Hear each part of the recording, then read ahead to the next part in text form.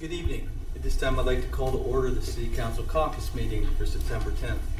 Jan, would you call the roll, please? Mr. Fury? Here. Mr. Post? Here. Mr. Bellin? Here. Mr. Bonacci? Here. Mrs. Walker? Here. Mr. Barr? Here. Mrs. Labby? Here. Thank you. This time, I'd like to make a motion to enter into an executive session to discuss matters pursuant to Ohio Revised Code 121.22G1, personnel to consider the appointment, employment, dismissal of a public employee. May I have a second? Second. Mr. Bellin seconds. Shannon, would you call the roll, please? Mr. Fury? Yes. Mr. Bellin? Yes. Mr. Post? Yes. Mrs. Labby? Yes. Mr. Barr? Yes. Mr. Bonacci? Yes. Mrs. Walker? Yes. Okay, motion passes 7-0. So we're going to adjourn to an executive session and be back shortly. The caucus meeting. This time we discussed the employee matters. Next up on our agenda is presentations. Do we have any this evening? There are none. Thank you. Items for discussion. Any items for discussion before we get moving? Audience participation. Have anybody signed up for audience participation? We do. We have two this evening. First, we have Colleen Rubin. Okay.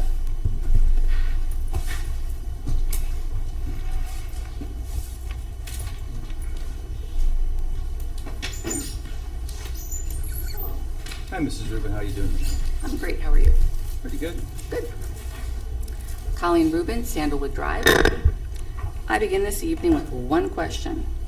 As we all agree that Chief Mason's son was at an underage drinking party, which has been spoken to numerous times prior, the question is, why was his name not on the list?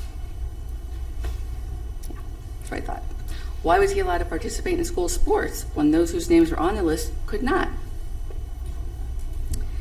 This unanswered question, and this is the unanswered question, and the mayor chooses to not answer it. None of you answer it. This is the illegality that is being hidden, and anyone who has been listening can see the constant bluster of words to detract from the question, and yet no answer. There is no further need to ever bring this up again, as the answer has become obvious to anybody watching. Legal documents were tampered with. The administration has no lawful explanation, and so you say nothing. Moving on, 4 of you commented at the last meeting regarding your frustration, your anger, and your annoyance with the release of the record signs. The mayor said something along the lines of they had no context. And lastly, the placement of the signs. Those signs were a campaign, if you didn't notice, a campaign to make people stop and ask what was going on and to draw attention to the terrible injustice being done to the 3 officers. It was to draw attention to Twinsburg history of covering up misdeeds, of not producing documents, and of settling lawsuits, is a standing pattern of behavior, and the citizens are no wiser. This campaign was to make people ask, what does that sign mean and what is going on? This campaign was hugely successful. Literally hundreds of inquiries have been received and answered. Furthermore, the majority of the signs I saw were placed in the same areas that others have placed the signs when running for office. I believe the city, in all of their anger, annoyance, and frustration, may have been overly zealous in their removal of those signs. At the last meeting, there was much praise regarding the heroic efforts of the law director to get out the records that were requested. Why then do I have confirmation that 2 of the terminated officers have not received their records that were requested from January and February? They have the same rights as everyone else under the Ohio Public Records Act. But worse, you sit here meeting after meeting, misleading the public that the records are out. I will give but one example of a very misleading comment made regarding releasing records from the last meeting. It was said that the polygraph records were released. This is at best a half-truth, and that matters greatly. What you gave was a summary written by a secretary that read, "Deception detected." You were then very specifically asked for the actual readings, which are called the charts. You refused to give these up. You then refused to reschedule the pre-disciplinary hearing, essentially telling the union attorney to assign Officer Bartolovic a new attorney, as the city would not be rescheduling. The city then terminated the officer without any said hearing. only under a direct order from the arbitrator demanding the charts. The city then stated, "We do not have the results in our possession." Yet you somehow use the results in the officer's termination. You can't have it both ways. You either have the results or you don't. For those of you who may like to know how last week's hearing proceeded between the city of Twinsburg and the TPD-3 with Judge Towell in the Common Pleas Court, I can give a brief summary. It is fair to say that the judge is frustrated by the city's inability to produce records and assisted with selecting a method to help them along. She did not find Attorney Vanzano to be working at a very high level in regards to records. She is also seeing a pattern, and she stated that, of the city's pattern: deny, delay, delete.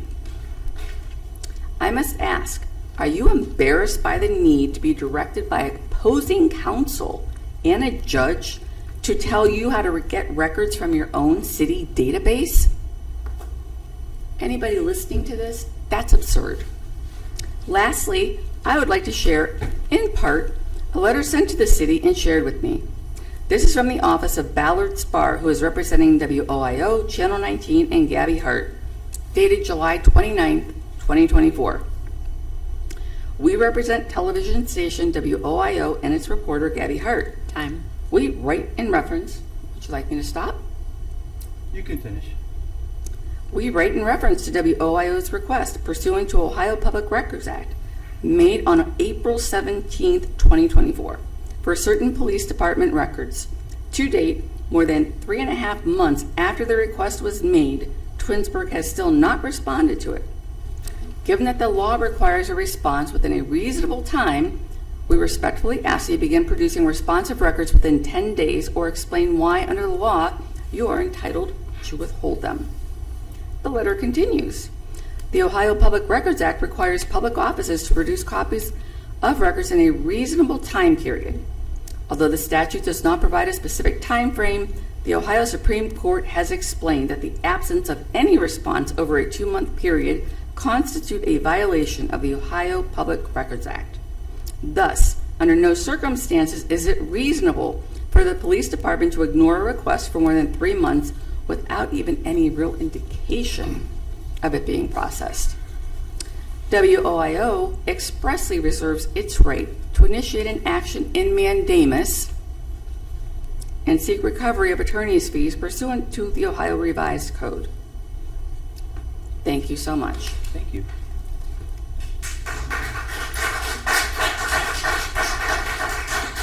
Shane, who's on the list? Next, we have Jordan Menville.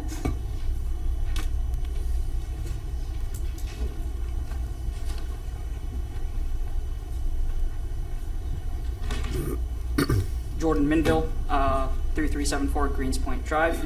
Excuse me, where is that? What's that? What city is that in? Reminderville. Thank you. Mr. Vanzano, during the August 27th meeting, you addressed the comments I made earlier that evening. You opened your remarks by stating you would check on the fact that Mr. Scafidi said 6 videos were released, but that I only received 4 videos. Did you check on that? And if so, what did you find? I'm assuming that you found his comments were inaccurate, because days after the meeting, I received an additional email and have received a total of 15 videos. But not a single one of those videos shows the initial stop and detention of the teenager by Brian Donato. In fact, only one of the 15 videos shows an interaction between Donato and the teenager, and that video begins after the teenager was placed in the back of the squad car. Why is this? Why are you refusing to release the video footage showing Donato stopping the teenager and detaining him?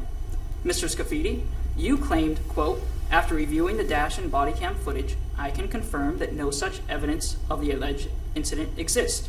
Have you seen the video footage of the initial stop between the teen and Brian Donato? If so, why are you refusing to release it?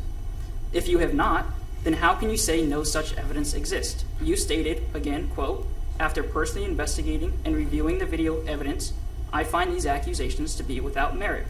How can you make this statement if you have not seen the full video? Mr. Vanzano, you then discussed the fact that I brought up about the city not handing over the very same video footage requested now to the court in 2018. You stated, quote, I did reach out to the city's outside counsel who handled that case, and I was told that those videos were provided the same day or the next day after that to the plaintiff, and that was, as I understand it, part of the plan. You then continued and said, now I will tell you I've been a lawyer for more than just a couple of days, and parties don't bring evidence with them to case management conferences. That would be highly unusual, and frankly, it's just nothing I've ever seen. But the important part is that the city, its outside counsel, did provide the videos, like I said, the next day, or that day or the next day. So I think that clarification is very important for counsel to hear. Well, I would like to make one very important clarification of my own. You said that that was part of the plan to withhold video evidence from the plaintiff for 4 months. Let me read you part of the actual transcript from what you call the status conference. The court, or the judge, is there any video, body cam, or any video at the police station? Ms. Gideon, who was representing the teenager, responded, Your Honor, we just found out today that there might be. The court responded, what do you mean might be? You know, I want to be cautious, but this case was filed in November, right? So why is it that the police department didn't turn over the video of this incident immediately to counsel so that we could have a more meaningful discussion today? Because the video literally is something important enough that would shed a great deal of light on what occurred here and whether the plaintiff's account of what transpired is accurate, whether the defendant's account is accurate. So is there some reason why you don't have the video yet? Mr. Popson, who was representing the city, responded, no, I don't have a reason. So perhaps you, Mr. Vanzano, would like to further explain your comment about not turning over the video footage until after this hearing was part of the plan, and that it would be highly unusual and frankly nothing you've ever seen to turn over the evidence to the court. That was a lie, wasn't it? The fact is, like I said before, the city only turned over the video footage to the plaintiff's counsel after the judge reprimanded the city's attorneys and humiliated them for withholding crucial evidence. I believe that clarification is important for counsel and the public to hear. In fact, the judge then continued chastising the city's attorneys, saying, and I quote, with all due respect, it's really not appropriate, at least in my mind, to have the video knowing you're facing a federal lawsuit and you have some of the, perhaps the best piece of evidence, and here we are in February and you haven't turned it over to your counsel and you haven't turned it over to the plaintiff. Are you paying attention? He then continued, 1 minute. I'm sorry if I sound incredulous or perturbed. I am, because we've wasted a lot of time here today on a case that would decipher a great deal about how this case should proceed. And with all due respect, if there was any fault to be assessed, I know where the fault lies. You know, the funny thing is, I know you've heard this exact transcript before. I know that for a fact because during the June 11th council meeting, another member of the public stood in this very spot and read this very transcript word for word while you sat and hopefully listened, which you're not doing right now. So again, after hearing the transcript, would you like to address and clarify your comment about how withholding the evidence from the plaintiff's attorney was part of the plan? I doubt it.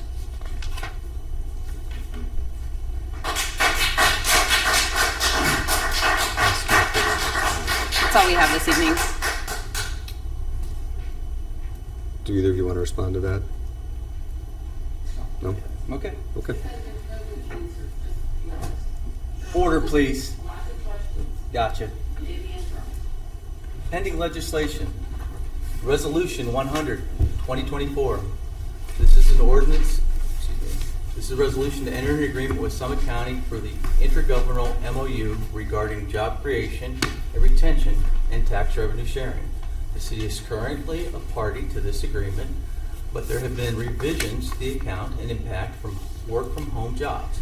Ms. Ziegler gave council a full report at the council meeting, last council meeting. This will be on its second reading this evening and is being asked to suspend the 3 rules and pass on an emergency after the 3rd reading to execute the agreement before the October 1st deadline. Are there any questions on the share agreement? Okay. Ordinance 101, 2024. This is an ordinance to add a membership rate at the fitness center that would include an option for Kent State Twinsburg Geauga campus students.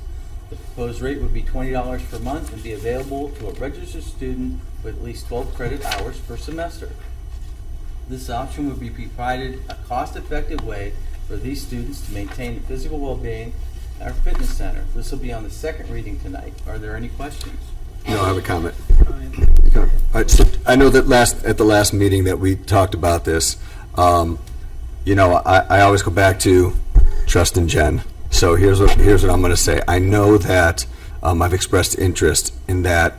I think that college students, if they're going to Kent and they're freshmen, they're going to go back their sophomore year. I'd love to see just a fluid number, not fluid changes, a constant number, So here's what I will say.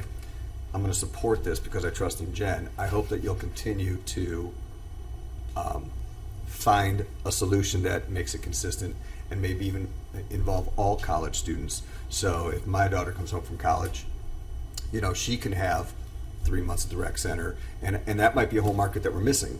I don't know. Maybe you have the answer We to are that. continuing to look at the college student rate. We're starting with Kent State because they are a local partner. Perfect. A lot of their students are residents and from the outlying areas.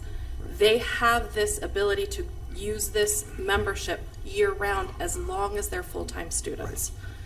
Now, that was the agreement that we originally had with Kent State, so we felt it was safe to keep that in place Right.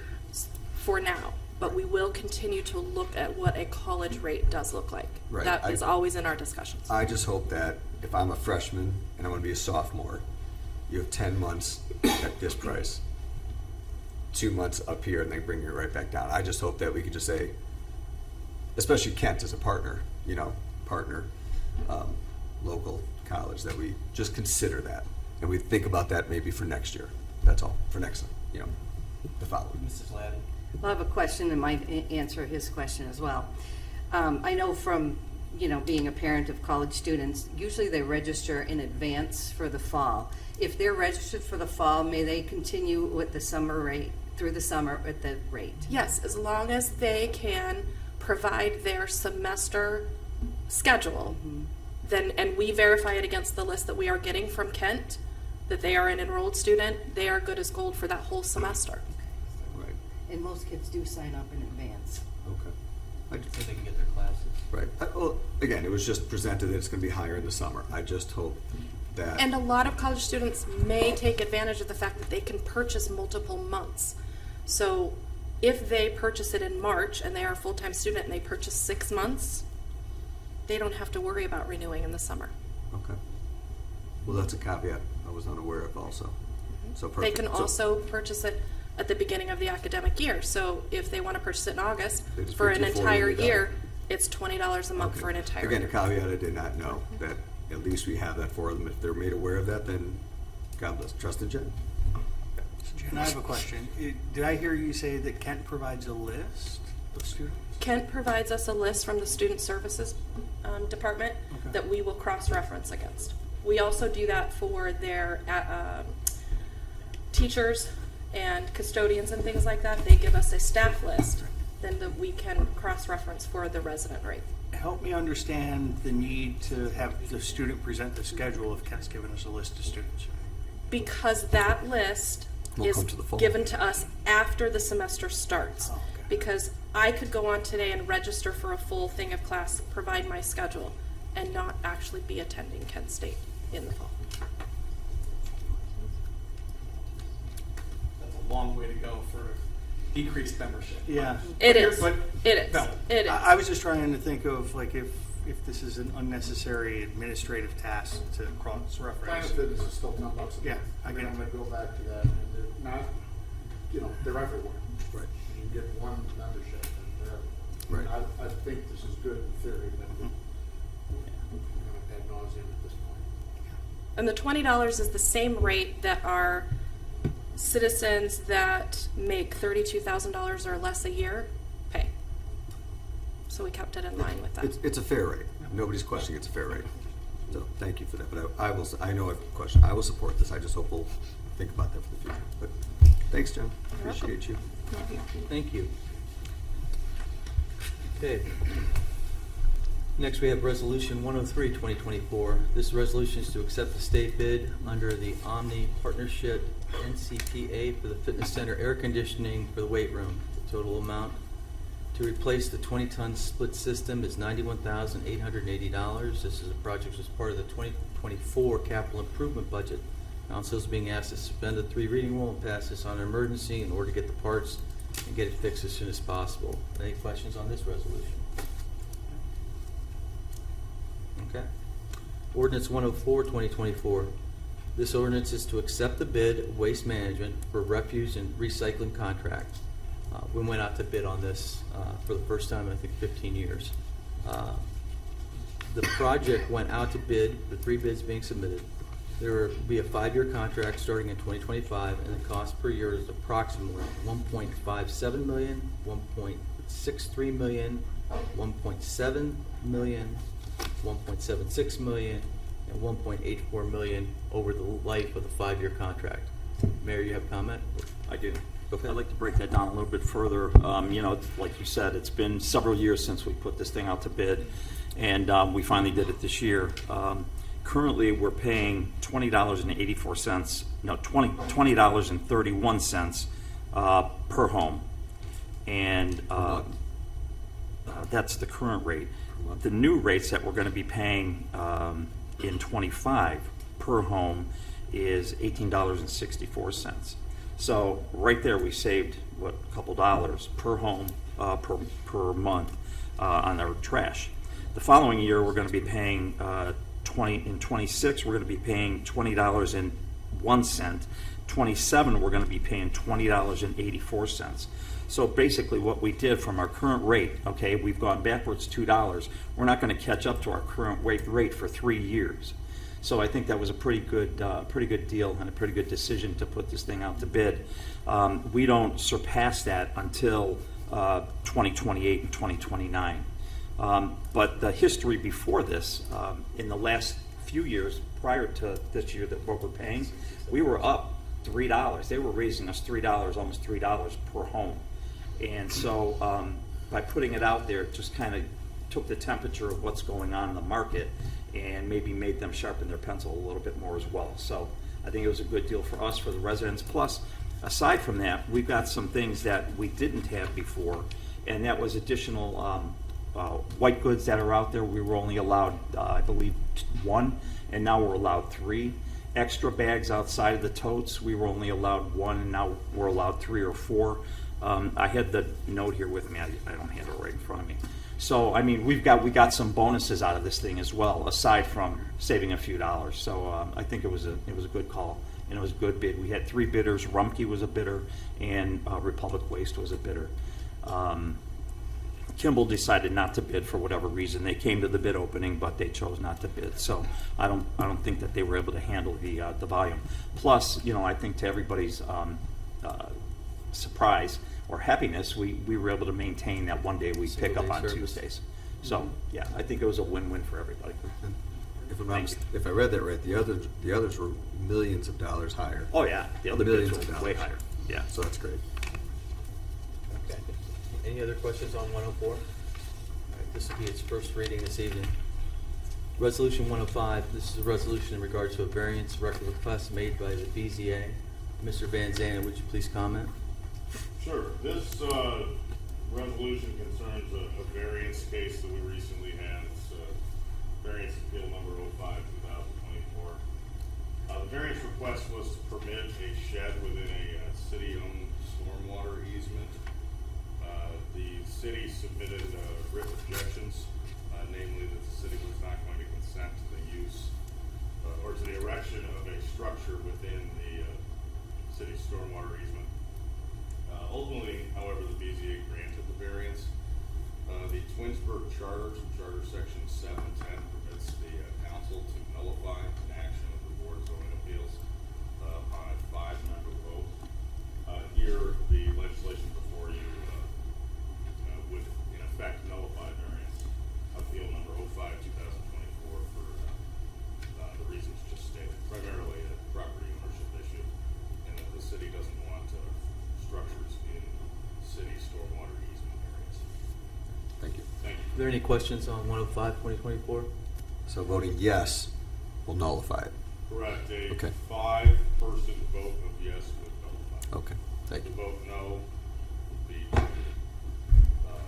have the variance stand as granted. Thank you for the clarification. Okay, that concludes the legislation for the caucus. Miscellaneous. Does anybody have miscellaneous? I have one. Do you want to take a break, or you want to keep going on the council meeting? I'll keep going. Keep going? That's fine with me. Okay, so we'll adjourn the caucus meeting and we'll open the council meeting. All right? Okay. At this point, the caucus meeting is adjourned at 7:40.